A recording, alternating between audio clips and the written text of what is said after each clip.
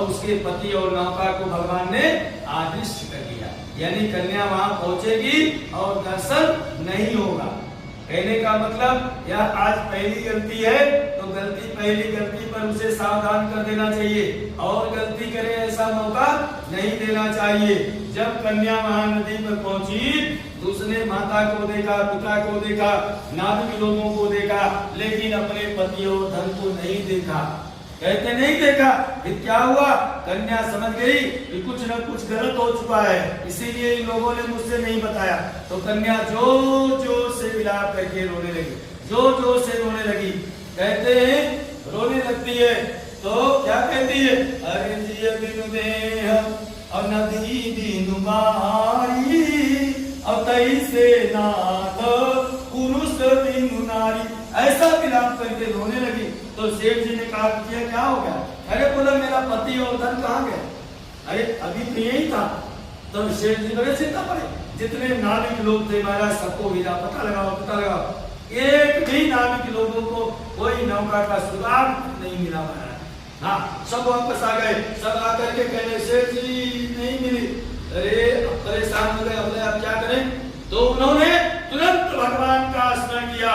क्या कहते हैं? अरे कृपा की जाती न आदत तुम्हारी तो सुनी ही रहती अदालत तुम्हारी। ना हम होते मुलजिम और न तुम होते हाकिम और न घर घर में होती इबादत तुम्हारी।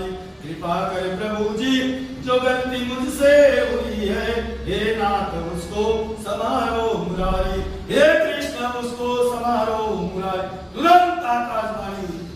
अरे साधु, अरे तुमसे कोई गलती नहीं हुई है, ये गलती तो तुम्हारी कन्या ने किया है।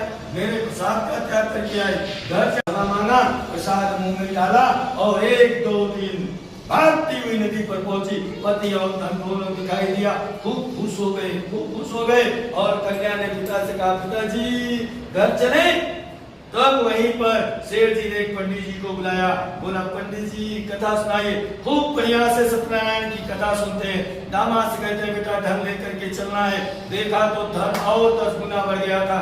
दामाद बोला पिताजी धन तो अपने आप बाहर आ रहा है। अरे बोला मैं समझ गया, जो कथा, जो पूजा, जो नाम सुमिरन मैंने आज किया है, अगर यही 10 साल पहले कर लेता तो आज मुझे दुख झेलने नहीं पड़ते, दर दर भटकने की जरूरत नहीं। तब वह पंडित जी से कहा महाराज बड़ी कृपा रही आपकी, अब आपको हर पूनम को हमारे घर सत्यनारायण कथा करने आना पड़ेगा।